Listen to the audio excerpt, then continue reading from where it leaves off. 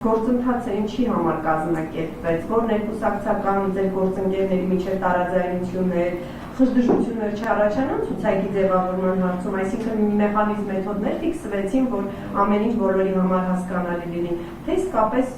նաև հանրության համար սա ինչ-որ նշանակություն ունի։ Սիրելի Շողիկ, ես հիշում եմ, դուք լրագրող եք եղել նաև 2016 թվականին եւ պիտի հիշեք 17 եւ պիտի հիշեք, որ քաղաքացիական պայմանագիր կուսակցությունը, երբ որ առաջին անգամ մասնակցում էր խորհրդարանական ընտրությունների 2017 թվականին, մենք այն ժամանակ ենք մեր նախընտրական ցուցակը կազմել ռեյտինգային քվեարկությամբ կուսակցականների։ Ինչու ենք 2018 եւ 21 թվականներին վարչության ձևավորմամբ առաջ գնացել, որովհետեւ մեր մոտ ֆիքսված էր, որ հերթական ընտրությունների ժամանակ պատվիրակներն են ձևավորում կուսակցական ցուցակը, արտահերթների ժամանակ վարչությունը, որտեղ այնտեղ ժամանակը օբյեկտիվորեն քիչ է։ Եվ հիմա քանի որ հերթական ընտրություններ են լինելու, պատվիրակներն են ձևավորելու, ինչու ենք մենք այս ավանդույթը ներդրել, որովհետև մեր կուսակցության հիմքում, գաղափարախոսության հիմքում ժողովրդավարությունն է, այդ թվում ներկուսակցական ժողովրդավարությունը, մենք երբեք չենք եղել մի կուսակցություն, որտեղ մի խումբ կամ մեկը որոշում է թե որ տեղում պետք է լինի նախընտրական ցուցակի։ Իսկ մյուս կուսակցությունները ինչպես են ձևավորում իրենց ցուցակները, կարծում եմ ոչ ոք չգիտի կամ բոլորը գիտեն, բառից վատ իմաստով։ Բայց դուք այս ամեն ինչը կազմակերպում անում եք, բայց որևէ ցուցակի ձևավորման որևէ փուլում ստեղծության անակնկալներ չեն եղել։ Միշտ առանցքային դերակատարները թիմի եղել են առաջին, այսպես տասնյակում, 20-յակում, օրինակ չի եղել, որ, չգիտեմ, մի անծանոթանուն հայտնվի հանրության ծանոթ քպական, հայտնի օրինակ տասնյակում։ Բայց դա նորմալ է, պարզ չի, որ ցուցակի առաջատար համարներում պետք է հայտնվեն առանցքային դեմքեր, դա նորմալ է։ Բայց այլ հարց, որ ոչ ոք չգիտի, որ դեմքը որերորդ տեղում կլինի, հաջորդը միշտ կա հնարավորություն, որ ինչ-որ մեկը, որ նոր է դարձել կուսակցական կամ ակտիվ չի եղել, ինքը իր գործողություններով, իր գործունեությամբ գնա առաջ եւ առաջ։ Մենք դեպքեր ունենք, երբ որ մարդիկ սկզբից, չգիտեմ, անուններ չտան, որ քարոզչություն չդիտարկվի, հա,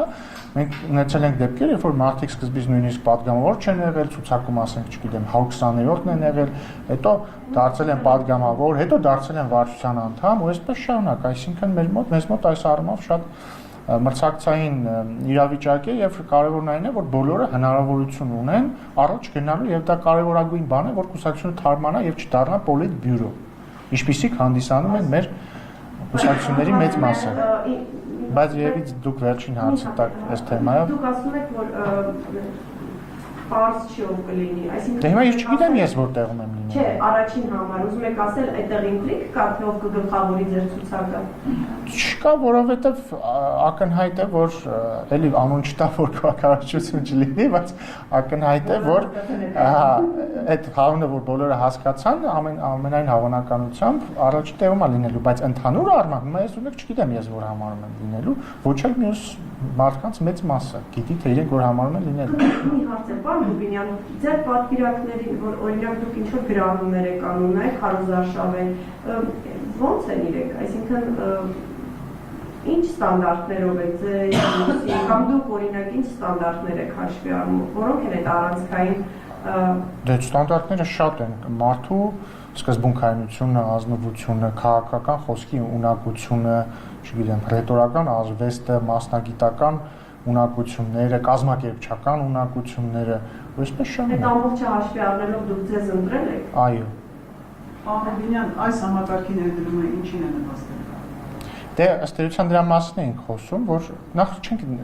մենք այս համակարգը չենք ներդնում, մենք այս համակարգը արդեն ներդրել ենք հեռավոր 2017 թվականին եւ ամրապնդում ենք, սա նպաստում է քաղաքական դաշտի առողջացմանը։ Մեր քաղաքական դաշտը ընդ որում եւ իշխանական կուսակցությունները եւ ընդդիմադիր կուսակցությունները 30 տարի ոնց են գործել։ Միշտ ունեցել են մի հատ լիդեր,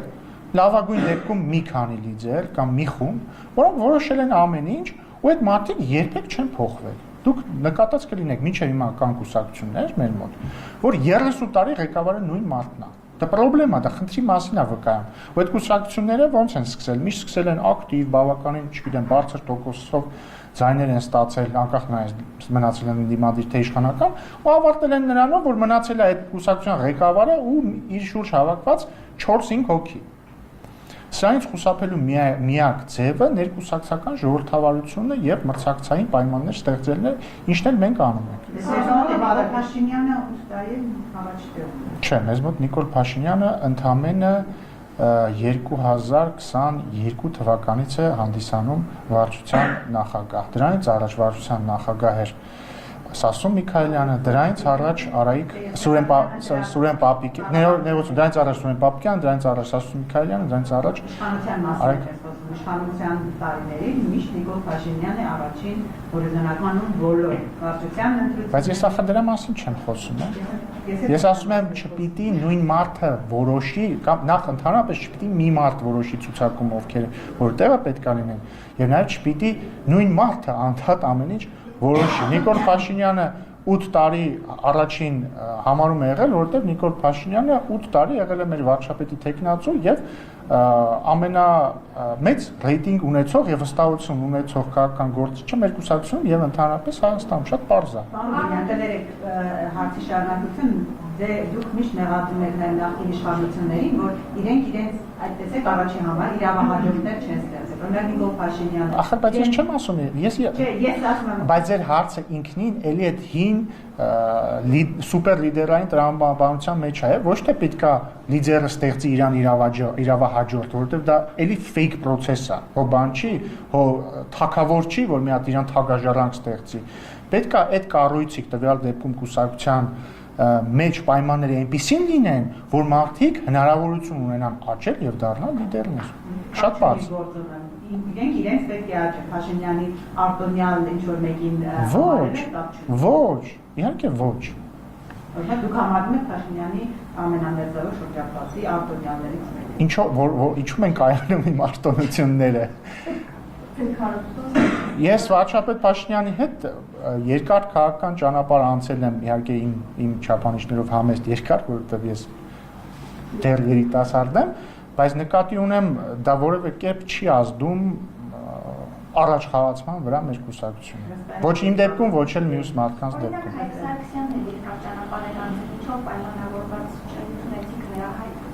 Մենք դրան անդրադարձել ենք, հավելյալ անդրադառնալու կարիք չեմ տեսնում։ Կոռուպցիան բանի մեջ Փաշինյանը մեղադրել է։ Չեմ կարծում, որ այդպես է խոսել, Ես միանշանակ չի հանդուրժում, բայց ինչ վերաբերում է Հայկ Սարգսյանին, ինչ խոսվել է դրան հավելելու ոչինչ չունեմ։ Խնդրեմ։ Հիմա էլ ասում է, որ այս ցուցակների կազմում, այս ընթացակարգավորման մեջ, սա ընդհանրապես մարդկանց ապահովելու, մոդուլյացիա մեջ գցելու, ժողովրդավարության իմիտացիա ստեղծելու ինչ-որ բան։ Ով է ասում, եթե գաղտնիք չի։ Հանրապետականները։ Հա, գիտեք հանրապետականների մոտ ոնց է օրինակ վարչություն ընտրվում։ Գալիս է, եթե չեմ սխալվում, էլի, բայց ինչքան գիտեմ, ճիշտ գիտեմ, գալիս են, որոշած են լինում արդեն, ովքեր պիտի լինեն վարչության անդամ։ Հերթով անունները կարդում են, ասում են, ովքեր են կողմ, բոլորը կամ մեծ մասը կողմ են քվեարկում ու վերջ վարչությունը հաստատվում է։ Այսինքն մի քանի հոգի որոշում են, թե իրանց վարչության անդամները ովքեր պետքա լինեն։ Ցուցակը ընդհանրապես չգիտեմ ոնց է կազմում, ենթադրում եմ, որ մեծարգո Սերժ Ազատի Սարգսյանն է կազմում կամ մի քանի մերձավորներով։ Հետևաբար մի քիչ աբսուրդ է, էլի, ինչով ենք մենք թոզ փչում, որ գալիս ամբողջ հանրապետության եւ ամբողջ աշխարհի դիմաց ընտրում ենք վարչություն, ընդ որում նկատեք, այն փաստը, որ մեր վարչության եւ ցուցակի ընտրությունները լայնորեն լուսաբանվում են մամուլում, դրանց մասին գրվում է, բոլորը հարցնում են, ահա, ինչպես այս մարդը հայտնվեց այստեղում եւ մյուս այստեղում, վկայում այն մասին, որ մենք իրապես արդար եւ մրցակցային ընտրություններ ունենք։ Պարոն Բինե, ես կուզեի մի հարց ներկուսակցական ձեր օրակարգից դուրս, երեք հայտարարվեց, որ Ուժեղ Հայաստան, Սամվել Կարապետյանի առաջնորդած ուժի վարչապետի տեխնացուն հենց լինելու է Սամվել Կարապետյանը, իրենք սցենար ներկայացրեցին, թե ինչպես, այսինքն այն արգելքները, որոնք հանրությանը հայտնի են, մարդկանց հայտնի են, սահմանադրական արգելքներ, օրենքը, իրենք մտադիր են պատկերացնում եմ, որ կստանան սահմանադրական մեծամասնություն եւ խորհրդարանում սահմանադրություն փոխելով Սամվել Կարապետյանը կդառնա Հայաստանի վարչապետը։ Այս սցենարի հետ կապված իշխանության գնահատականն, իշխանության մտքերը, որոնք են, այսինքն դուք տեսնում մտքերը շատ պարզ են, Սամվել Կարապետյանը չի կարող լինել վարչապետի թեկնածու եւ վարչապետ, որովհետեւ Սամվել Կարապետյանը բացի Հայաստանի քաղաքացի լինելուց նաեւ հանդիսանում է Ռուսաստանի Դաշնության եւ Կիպրոսի քաղաքացի։ Ինչ օրենք, դա համադրությամբ է ամրագրված։ Համադրության հոդված հնարավոր չէ փոխել,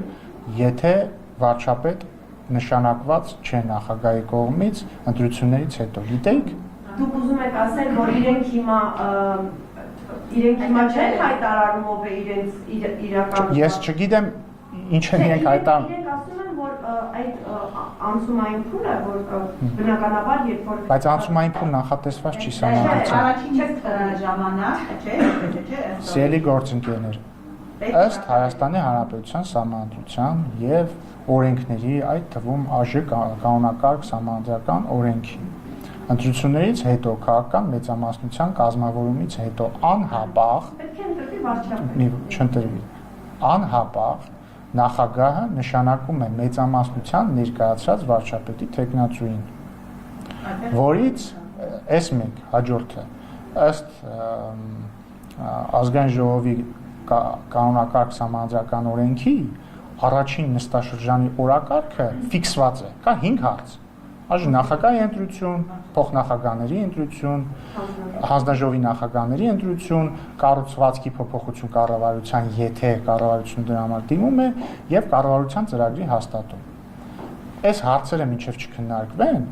որևէ այլ նախագիծ ազգային ժողովը չի կարող քննարկել։ Դրանից հետո է նախագահի։ Բայց որպեսզի այս հարցերը քննարկվեն, պիտի լինի նշանակված վարչապետ։ Հետևաբար Սամվել Կարապետյանը չի կարող լինել Հայաստանի Հանրապետության վարչապետ։ Դե եթե մենք հիմա քննարկում, եթե մենք հիմա, բայց կլինի նախ մոտ գաք խոսեք, երկրորդն էլ չընդհատեք, էլի։ Եթե մենք հիմա քննարկում ենք այն տարբեր ձևերը, թե ինչպես կարող են տարբեր մարդիկ փորձել իշխանություն բռնազավթել Հայաստանում, դրանք կարող են լինել տարբեր, նայած ում որ ֆանտազիան ինչպեսին կլինի, բայց չեմ կարծում, որ մեր ժողովուրդը դա թույլ տա։ Բայց ամեն դեպքում մարդիկ, ովքեր չունեն միայն Հայաստանի Հանրապետության քաղաքացիություն եւ ովքեր վերջին 4 տարին չեն ունեցել միայն Հայաստանի Հանրապետության քաղաքացիություն եւ ովքեր վերջին 4 տարին չեն բնակվել միայն Հայաստանի Հանրապետությունում, չեն կարող լինել Հայաստանի Հանրապետության վարչապետի թեկնածու։ Եվ հետեւաբար իրենք նույն հաջողությամբ կարող են օրինակ Հովհաննես Այվազովսկիին առաջադրել որպես վարչապետի թեկնածու, որովհետև նա նույնքան կարող է լինել վարչապետի թեկնածու, որքան ձեր կողմից մատնանշված հարգարժան ռուսաստանցի բիզնեսմենը։ Այլ հարցեր կան։ Էլի ոչ կուսակցական բան Ռուբինյան, օրերս Իրանի դեսպանը հայտարարեց, որ Թեհրան պետք է գնա վարչապետը եւ ռազմավարական գործընկերության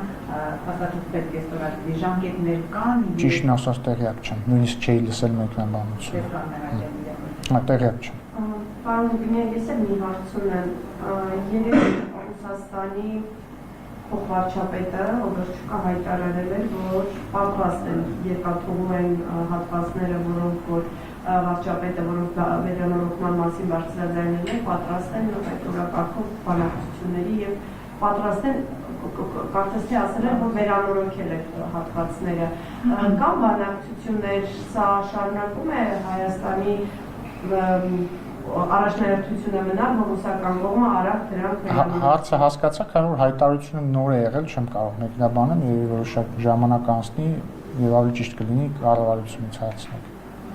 Իսկ պարոն Ռուբինյան, հայ-թուրքական սահմանի բացումը, որ երբ նորություն լինի, ես կհայտնեմ ձեզ։ Ձգվում է ոնց որ թե։ Իսկ ինչ որ բան է հայտնվել, որից հետո ձգվում։ Դե ասվել, ես խնդրում եմ այդ առումով հիմք ընդունել իմ կամ արտգործնախարարության կամ կառավարության ներկայացուցիչների ասածները։ Երբ որ նորություն լինի, ես անպայման նախապես կամ հենց այդ պահին կհայտնեմ։ Շնորհակալություն եւ վերջին հարց։ Անդրադառնալով Սամվել Կարապետյանի թեմային, բայց սահմանադրագետի քանի սահմանադրագետներ էին բացատրել, թե դա ինչպես կարող է տեղ ունենալ, եւ դուք ասում եք չի կարող լինել Հայաստանի Հանրապետության վարչապետ, ԱԺ-կանոնական օրենքն է բերում հղումանում։ Չէ, սահմանադրություն եմ այդ թվում հղումանում։ Այդ թվում ես ասում եմ սահմանադրագետները բացատրել են ինձ մոտ մտնում այդ խորքային հարցին ոչ քան որ սահմանադրագետ չեմ։ Չէ, բայց հարցը հասկացա, բայց սահմանադրագետ իրոք պետք չի լինել, էլի, սիրելիներս։ Ըստ Հայաստան, հա, ավարտեք։ Դուք ասացիք Արմեն Սարգսյանի փաստն եք մոռանում, որ երբ քաղաքացի Արմեն Սարգսյանը նախ այդ պահին չէր համարվում երկքաղաքացի, որովհետև հայտնի չէր, որ ինքը երկքաղաքացի է։ Ինքը ինչի այդ թվում հրաժարական տվեց, որովհետև հայտնի դարձավ, որ ինքը փաստորեն երկքաղաքացի էր եղել։ Ինչ եւ հետեւաբար, այո, եթե սկզբից հայտնի է լիներ, որ ինքը երկքաղաքացի էր, ինքը չէր կարող ընտրվել նախագահ։ Ինչ վերաբերում է նախորդ հարցին, սահմանադրագետ պետք չի լինել հասկանալու համար հետեւյալը, որ երկքաղաքացին չի կարող լինել Հայաստանի Հանրապետության վարչապետ եւ նորընտիր ազգային ժողովի առաջին նստաշրջանի ժամանակ պետք է լինի նշանակված վարչապետ։ Այսինքն վարչապետը չի կարող նշանակվել դրանից հետո։ Այդ պահին պիտի լինի նշանակված վարչապետ։ Պարոն Ռուբինյան, բայց տրամաբանությունը թե ինչ են անելու ակնհայտ է, դա հրաժարական կլինի եւ փոխեն։ Դե ինձ եք հարցում, գնանք իծացեք իրար։ Ինչ որ մի փուլում, եթե իրենք մեծամասնություն ստանան, ինչ որ մի փուլում դա կանեն։ Դուք հիմա ներկայացնում եք ընթացակարգերով։ Ընթացակարգը որն է։ Դուք ասում եք օրենքով եւ սահմանադրությամբ։ Սիրելի շողիկ, իրենք հայտարարել են, Նիվարքյան, էլի, իրենք հայտարարել են, որ իրենց տեխնացուն այդ մարդն է, ես ասում եմ, այդ մարդը իրավունք չունի լինել վարչապետ։ Մնացածը թող իրանք որոշեն, իրանք շատ ազատ են, իրանք կարող են կրկնում եմ հայտարարել, որ իրենց վարչապետ տեխնացուն Այվազովսկին է։ Դրան սահմանադրական արգելք իդեպ չկա հայտարարել, թե ով է իրենց վարչապետ տեխնացուն, նույնիսկ եթե այդ մարդը վաղուց մահացել է, ֆիզիկապես կամ հոգեպես։ Ես ասում եմ, ինչպես է գործում օրենքը, այդքան բան։ Այլ խնդիր չկա այստեղ։ Շնորհակալություն։